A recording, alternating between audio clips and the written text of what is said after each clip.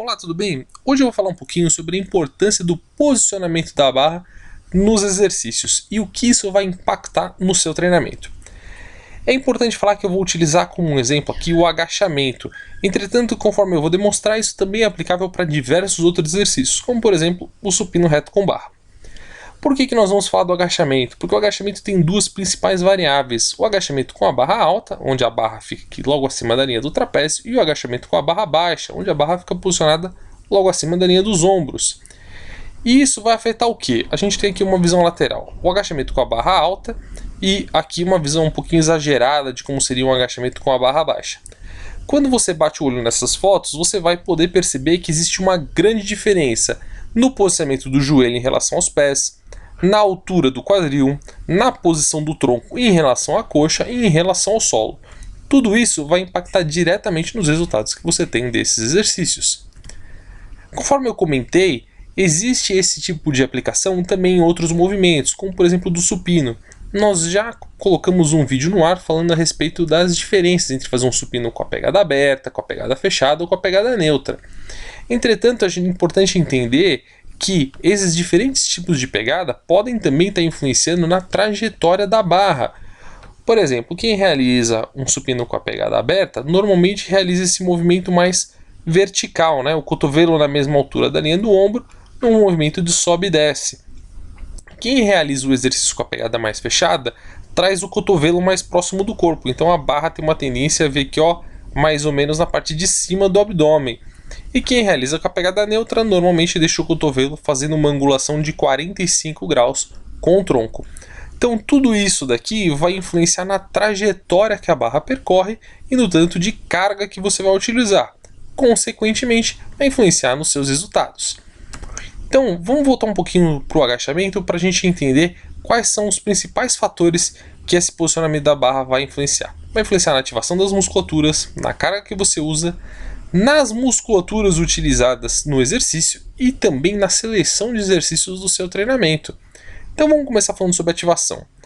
Quando nós observamos esses dois exercícios, e esses autores aqui, cientistas, investigaram isso, eles perceberam que realizar o agachamento com a barra baixa, desde que sendo utilizado sempre na mesmo tanto de sobrecarga, né? Então aqui eles usaram, por exemplo, 60% e 65% da carga máxima em cada um dos exercícios. O que isso quer dizer? Que se o indivíduo fazia esse exercício com 100 kg e esse aqui com 120, eles pegaram e testaram 60% de 100 aqui e 60% de 120 aqui, e assim para todas as porcentagens.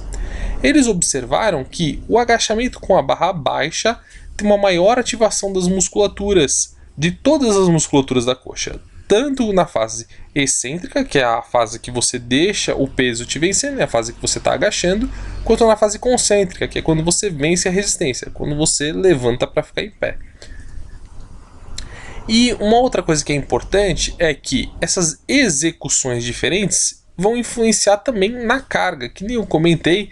Os movimentos com a barra baixa têm uma tendência a ativar mais a cadeia posterior e realizar um movimento um pouco menor também, a barra viaja menos. Isso vai fazer com que você consiga mover mais carga. Mover mais carga significa então que você tem também um maior desgaste das fibras, né? Vai ter mais microlesões e também vai ter uma resposta hormonal maior àquele exercício. E as musculaturas, né? Podem ser diferentes dependendo dos movimentos executados, que nem eu falei.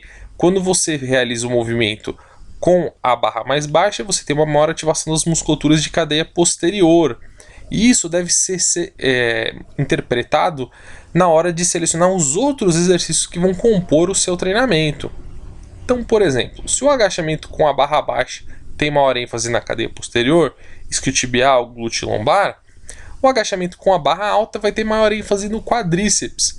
E você tem que pensar nisso na hora de selecionar os outros exercícios que você vai fazer no seu treinamento. Então, por exemplo, quais outros exercícios também têm ênfase na cadeia posterior? O agachamento com a barra baixa, um terra, um stiff. E quais que têm mais ênfase no quadríceps? Por exemplo, o agachamento com a barra alta, o agachamento frontal, ou o hack squat, que é aquela máquina de fazer agachamento na academia. Então, quando é que você tem que prestar atenção nisso? Vamos supor que você realize 2 treinamentos na semana de membros inferiores. É ok você realizar um treinamento mais focado na cadeia posterior e um treinamento mais focado na cadeia anterior.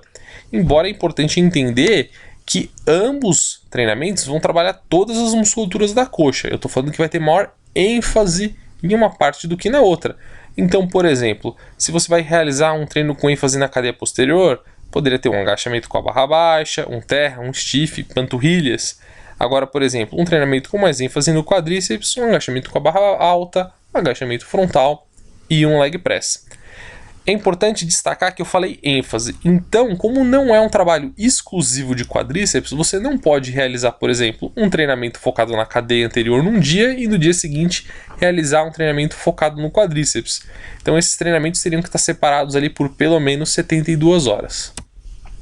Agora vamos supor que você realize um treino por semana só de perna, ou que você realize 2 treinos por semana, mas você quer dar um estímulo de maneira igual, entre aspas, para todas as musculaturas da coxa.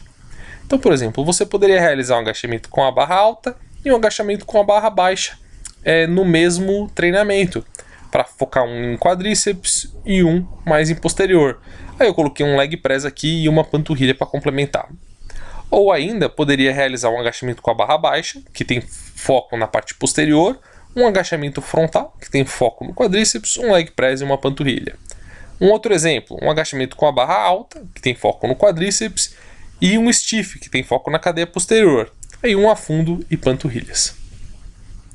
Qual que é a conclusão, e aqui é muito importante, é que nem todos os exercícios que são de um mesmo padrão são iguais. Então um agachamento com a barra alta é diferente de um agachamento com a barra baixa, que é diferente de um agachamento no Smith, que é diferente de um agachamento numa máquina, que é diferente do agachamento com halteres. E isso tem que ser interpretado. Não adianta simplesmente sair trocando um pelo outro, que isso pode levar a lesões e a falta de resultados. É importante entender também que essas diferenças são fundamentais para você não acabar reforçando sempre o mesmo padrão e as mesmas musculaturas. Então vamos dar aqui um exemplo. A pessoa troca sempre um agachamento com a barra alta por um agachamento frontal e depois ela faz um agachamento no hack squat. Ou seja, ela só seleciona movimentos que dão ênfase no quadríceps.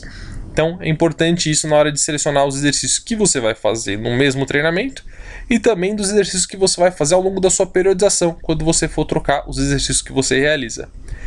E diferentes movimentos vão impactar na carga, que nem eu comentei, e isso também vai impactar na sua recuperação.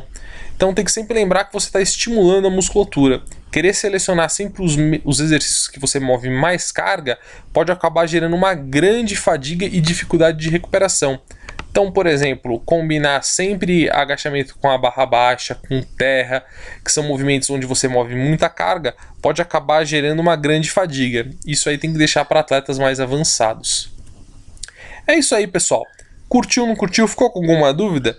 Se gostou ou não gostou, deixa seu comentário, dá seu like, dá seu dislike e inscreva-se no canal. Mais uma vez, muito obrigado pela atenção, abraços e bons treinos!